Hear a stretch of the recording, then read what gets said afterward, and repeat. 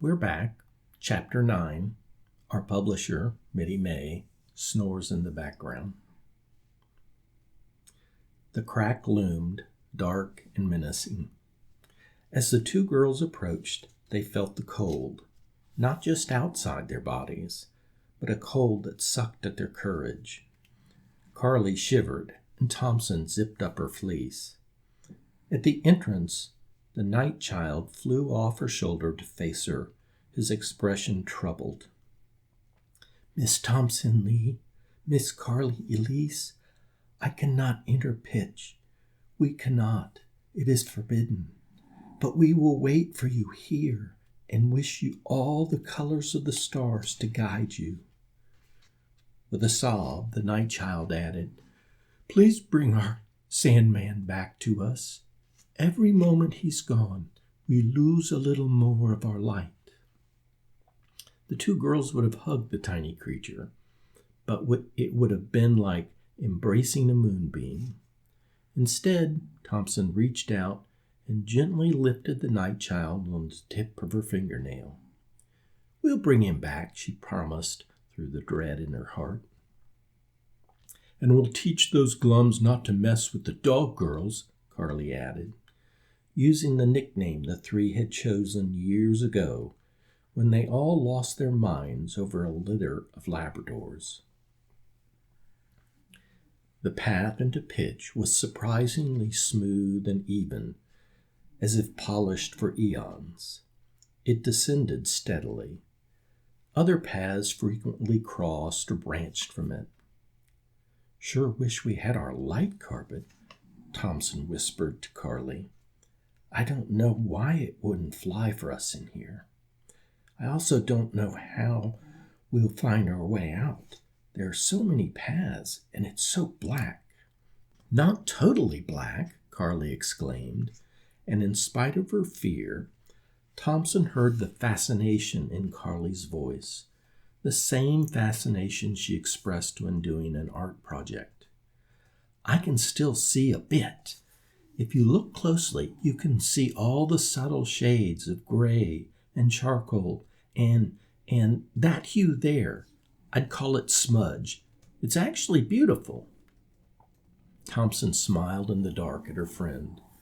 Right in the midst of entering some horrible creature's lair and not knowing how to find the person they were looking for, and maybe even not ever coming back out, the shades of the dark distracted Carly, and she was caught up in the art and beauty of it.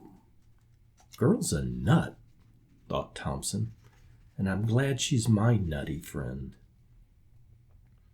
"Now it's totally black, and I can't see a thing," Carly whispered. "Let's see if this helps."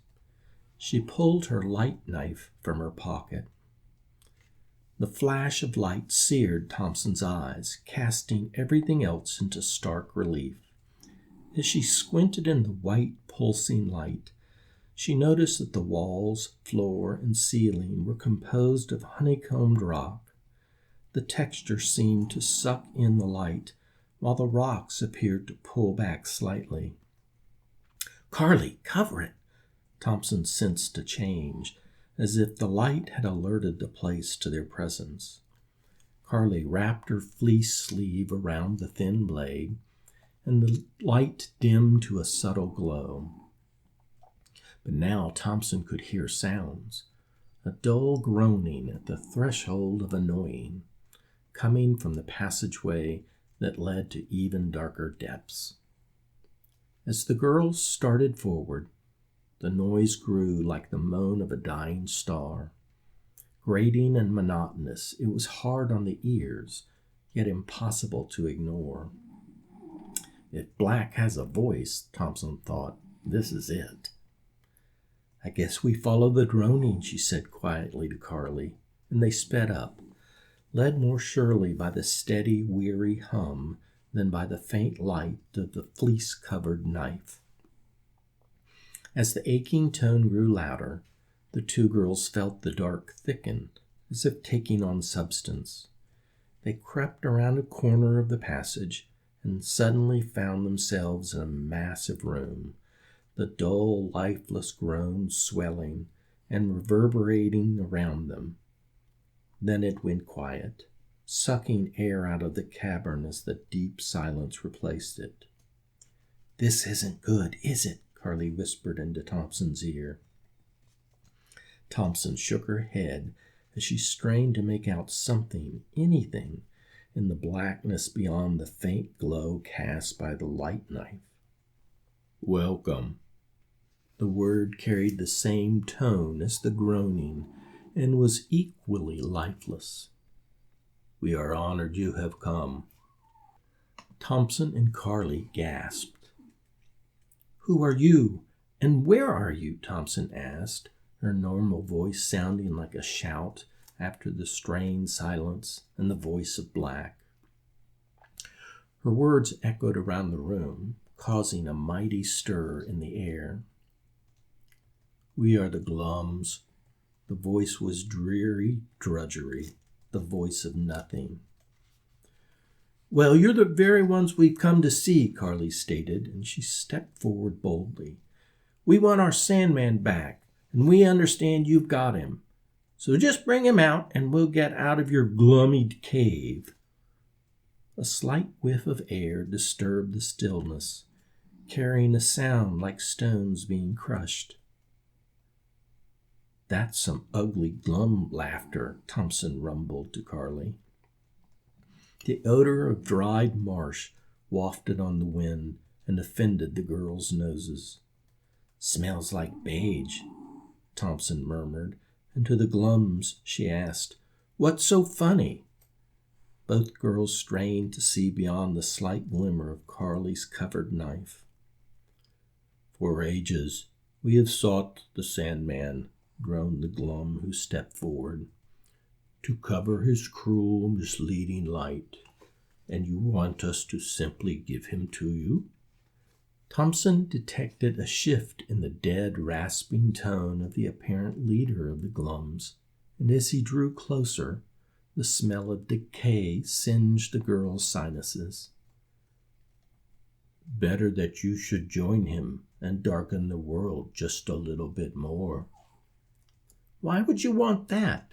Thompson asked, curiosity momentarily crowding out her fear. "Because light leads to hope, fantasies, mysteries, and fascination, all of which lead to disappointment, hurt, and dismay. Better to spare existence from suffering that. Better to exist forever without light than to have light and all its false promises. Life leads to loss. Hope leads to despair. Beauty leads to ugliness. And death awaits those in the light. Here, we exist without death. We exist forever. It is the way." "But light also leads to all those other things you mentioned." Thompson had become engrossed in the Chief Glum's thoughts. "Colors and beauty, art and imagination, laughter and joy and wonder and just happiness at being alive." Her words stirred the mass of Glums, but they remained bunched like tar balls behind their leader. Thompson reached out and squeezed Carly's arm, and Carly changed her grip on the light knife. Thompson stuck her other hand in her pocket and grasped her light vial. "Look, even your dark has beauty." Carly's voice squeaked once with fright, but still carried over the wide expanse. "There are exquisite shades, and your black brings out the power of colors. You bring out the power of your black. They work together." "Not together." The gloomy voice turned sinister. "Well, if you want to stay here, that's fine." Thompson moved her back against Carly's and felt her friend's trembling.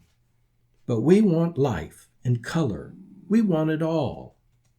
"We live forever," the voice breathed, and the girls sensed movement. "Forever." The flat syllables echoed as though from a tomb. A weight pulled down on the girls, growing stronger every moment, as if something drew them inextricably lower and lower. Their arms became heavy, their feet impossible to move, their thoughts sluggish. Both felt leeched, as if all sensation and thoughts were being sucked from them. Thompson sensed the color leaving her hair, as if the existence of red and gold, evil and total blackness, posed a threat. And with the theft of her hair color, bled bit by bit, she suddenly moved. "But we choose light," she shouted, and with the greatest effort of her life, she pulled her hand from her pocket and shook her arm. The silver flash from the light vial filled the cave, and countless black, shapeless blobs, each with thousands of gooey dark strands, could be seen. The flash of the Sandman's moonlight shocked the glums, and for a moment the girls felt lighter. "Yeah, light!" Carly yelled defiantly, and she pulled her light knife from her sleeve. "How about that light, you ugly globbers?" Sword blades sprang from the two gifts, throwing pewter light and filling the cavern with brilliant moonbeams. The mass of glums squealed with a sound like air from a punctured tire as they pulled back from the pulsing light gifts. They crowded behind their chief in a quivering gelatinous blob and hesitated before the hated silver-white gleam of the girls' magical devices. Then they attacked.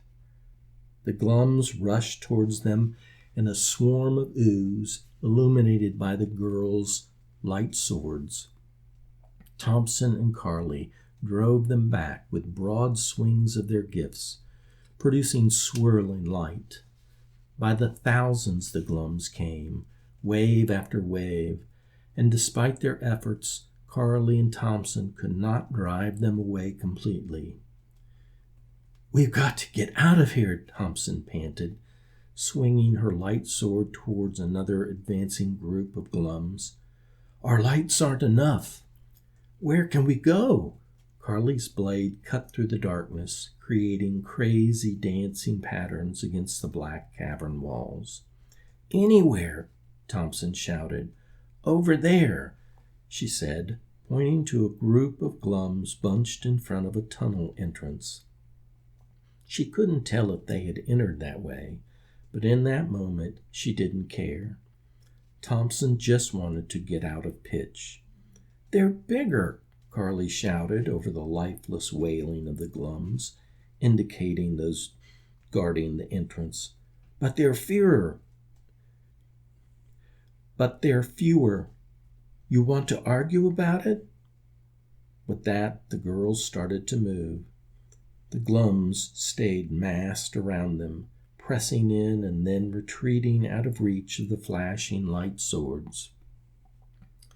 "Why is the light from my knife fading?" Carly asked, as they closed the distance to the tunnel entrance. "They're stealing the light." The glums, with each swipe of Thompson's light vial, latched onto a particle of life as it shot past them. Before it could escape into the rest of the cavern, the creature swarmed over and extinguished it. "We've got to move faster." "My feet are heavy," Carly panted. She had begun shuffling. "And I can't think." Thompson glanced briefly over her shoulder. Glums were crawling over Carly's face. They pulled at her eyelids to shut them, and bunched by the thousands on her knife-wielding arm, slowing her slashes. Carly's head drooped and her body sagged. "We're almost there, Carls. Don't give up yet." Thompson fought off her own dulling thoughts, and with a great effort, shook her light vial violently and held it aloft. The brilliant flash shocked the glums. Their grips loosened, and their dead chanting broke.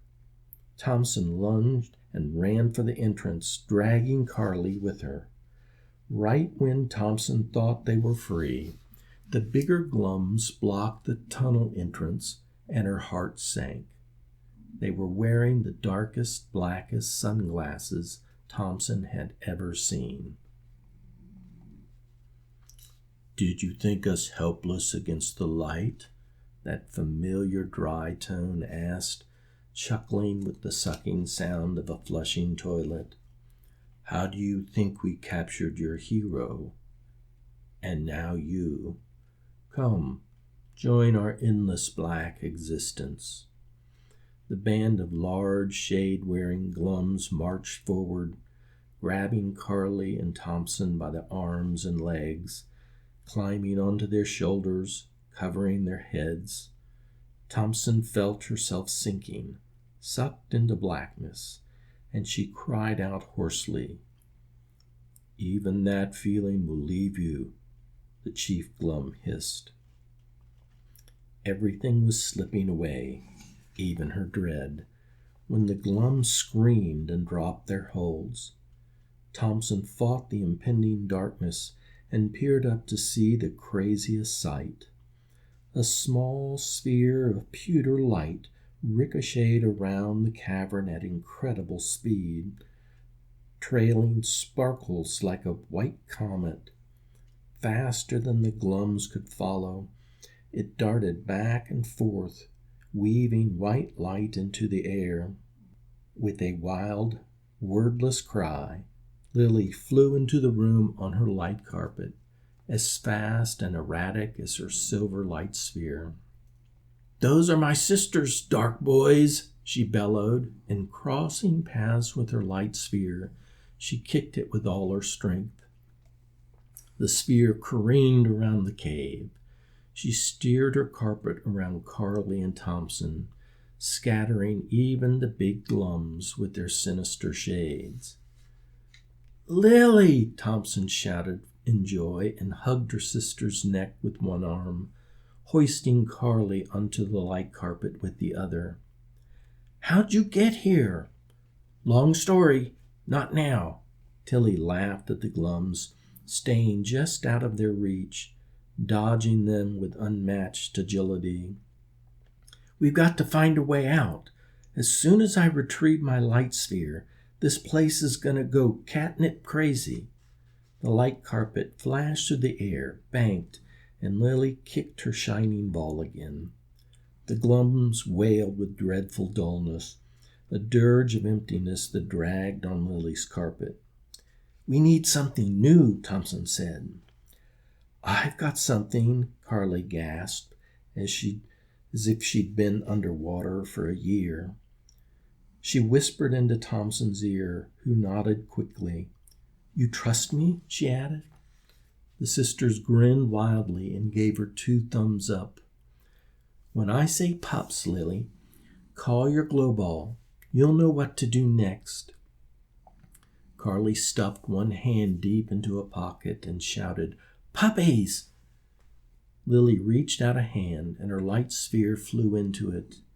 In the moment of diminished light, Carly jumped to her feet and flung a gleaming drop of golden yellow into the air.